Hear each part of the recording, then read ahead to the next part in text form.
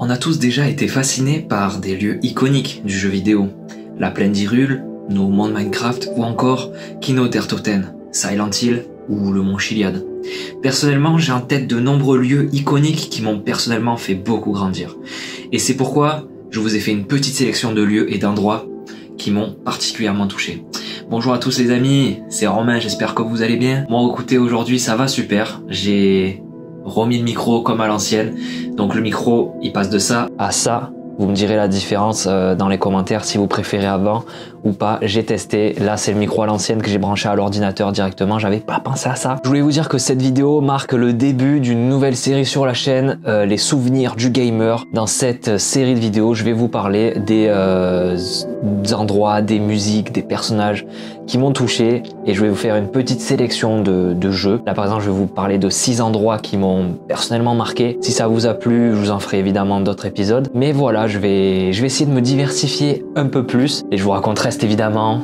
C'est la série qui marque au fer rouge ma chaîne YouTube. D'ailleurs le prochain ça sera sur Pyramid Head.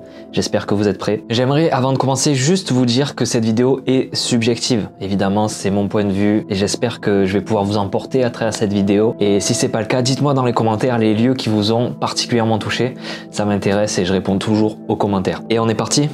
C'est parti, let's go. Putain.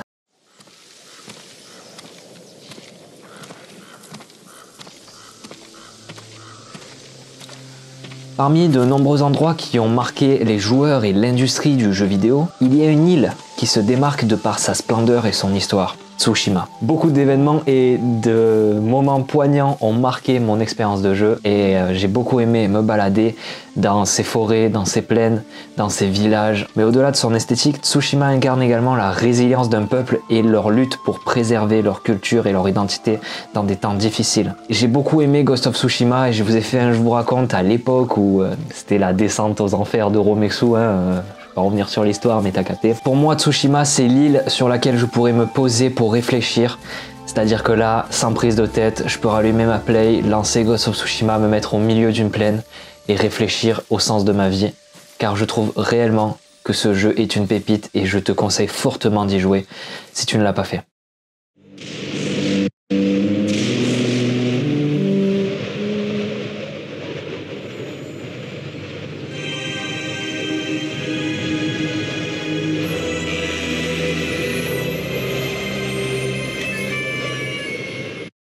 Luigi's Mansion est pour moi un jeu horrifique. Bon, un peu enfantin quand même, mais son ambiance m'a particulièrement touché. Les énigmes interminables et difficiles, quand j'étais petit surtout, et les fantômes et les boss mémorables de ce jeu sont vraiment emblématiques. Ce manoir est bien plus qu'un simple décor, c'est un personnage à part entière. Et j'ai beaucoup aimé découvrir le nombre d'énigmes et de petites surprises qui s'y cache. Nintendo a bien réitéré avec le 3e opus de la saga. La Grande Tour m'a également touché, mais j'ai plus de souvenirs avec ma bonne vieille manette GameCube et à galérer pour finir ces putains d'énigmes. Ouais, putain, trop de souvenirs là-dedans. Luigi's Mansion, merci.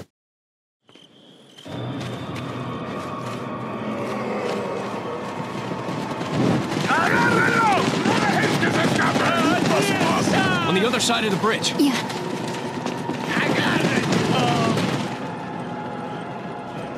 Parlons maintenant d'un lieu bien plus sombre et sinistre.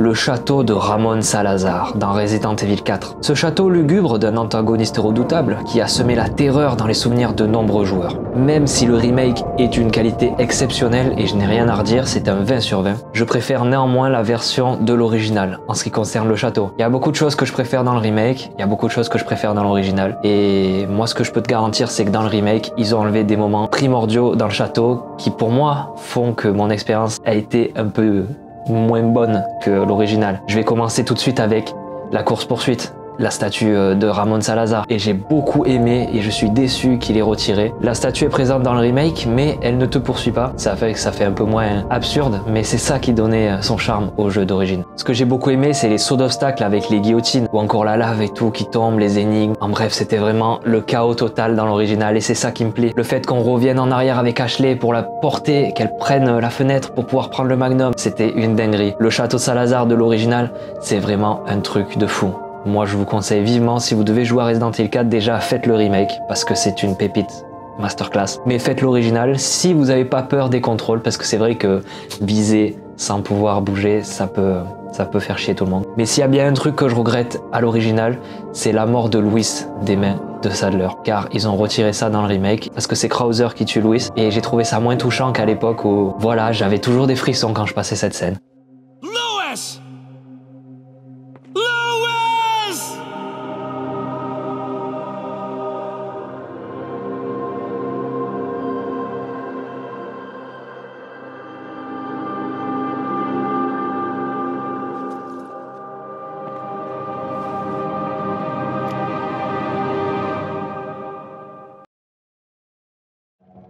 Alix, ma chérie. Qu'est-ce qui se passe ici? Où es-tu, Alix? Nous sommes dans le sas de la casse, coincés en plein cycloto. Gordon est toujours avec toi? Il est là. Bien, je voudrais que vous... Papa? Emmène Gordon. Allez vers la côte. Ne passez pas par Ravenant. Papa? Papa! Bon sang! Half-Life 2 est un jeu qui regorge d'endroits iconiques, mais un des plus marquants restera pour moi Ravenholm, une ville abandonnée, le repère de nombreux zombies et surtout du père Gregory. C'est un personnage central dans ce chapitre car il va permettre à Gordon Freeman de s'échapper et on va découvrir tout au long du chapitre qu'il a mis au point des pièges mortels pour pouvoir se protéger et tuer énormément de zombies. En explorant les rues et les bâtiments en ruine, on peut s'attacher à cette ville.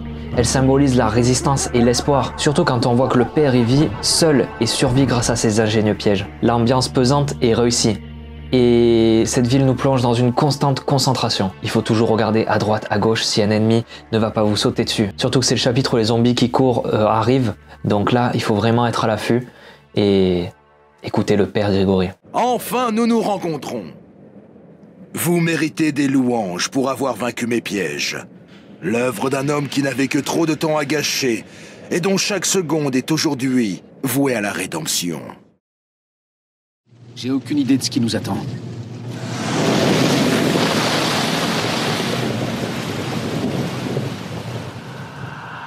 Bon, je vais parler d'un lieu qui me concerne et qui me touche plus particulièrement au fond de mon cœur. Je vais parler du commissariat de Resident Evil 2. Je ne peux pas passer à côté de ce chapitre central de Resident Evil. Léon passe de nombreuses fois dans le commissariat, poursuivi par un des antagonistes principaux du jeu, Mr. X. Ce bâtiment imposant, autrefois symbole de la loi et de la liberté, est devenu le théâtre d'horreur cannibale. Marvin Brenner est un personnage important dans ce lieu, car il va nous aider à nous échapper en passant sous la statue qui est au centre du hall d'entrée. Car oui, avant que ce bâtiment soit un commissariat, il s'agissait néanmoins d'un musée. Et ça se ressent de par sa structure et ses décors. On voit évidemment que tout peut nous rapporter à l'ancien propriétaire de ces lieux. Voilà, je vous le descends ce beau gosse. En ce qui me concerne, Resident Evil 2 m'a beaucoup touché, car il est arrivé dans une période très difficile pour moi. J'ai eu un décès malheureusement, et Resident Evil 2 est arrivé au bon moment, et il m'a permis de, de passer la mauvaise passe. Donc merci Capcom de sortir des licences aussi cultes que les Resident Evil. Et merci Resident Evil 2, merci Léon, le meilleur personnage de jeu vidéo qui existe au monde. Je peux vous garantir qu'un jour je ferai un documentaire sur Léon. Je t'aime Resident Evil. Et je t'aime Aimé aussi. Merci pour tout.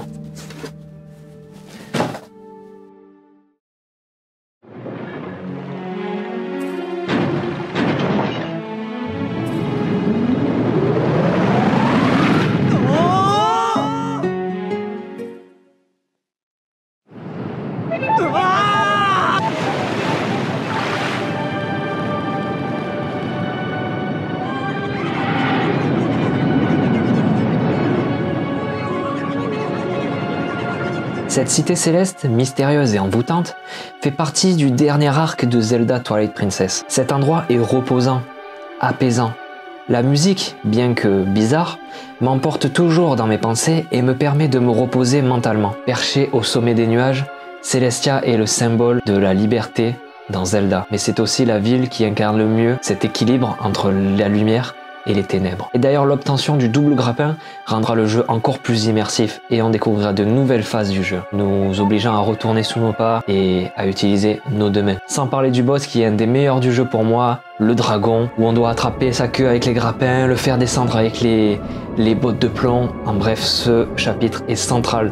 Et pour moi, à l'heure d'aujourd'hui, je peux vous garantir que Même avant de tourner cette vidéo, j'écoute la musique du temple de Celestia, même si elle est chelou. Je sais pas, ça me met dans un mood où j'ai envie de penser à mes vidéos, j'ai envie de penser à moi. Et je me sens bien quand j'écoute cette musique, malgré le fait qu'elle soit assez bizarre à écouter. Ben, je peux te garantir que moi, elle me fait de l'effet. Et j'espère que je t'ai fait découvrir quelque chose dans cette vidéo. Un lieu que tu ne connaissais peut-être pas, ou même que tu connaissais déjà, mais quand j'apporte mon expérience personnelle, peut-être que tu peux te dire « Ah d'accord, je pensais que... » etc. N'hésitez pas à mettre un petit commentaire avec vos lieux préférés. Ça me fait toujours kiffer de voir que vous commentez mes vidéos. Voilà, je lâche pas les amis, sachez que ma chaîne pour moi, c'est toute ma vie et... je vous le dis encore et encore, mais un jour on ira loin ensemble et j'ai des projets titanesques en tête. Je peux vous garantir qu'un jour on les fera. Et il y a peut-être quelque chose que j'ai dit dans cette vidéo que vous verrez dans ce projet qui arrivera dans très longtemps. Mais je peux vous garantir qu'il arrivera un jour, j'en suis certain. Ça me fait toujours plaisir de vous voir. Ciao les gars, ciao les meufs. Changez pas, vous êtes beaux. Et surtout, vive la passion que l'on partage de raconter nos histoires. Et j'espère que vous aimez m'écouter au quotidien. Parce que c'est plus qu'une passion, c'est un style de vie. Allez, ciao, je vous aime beaucoup.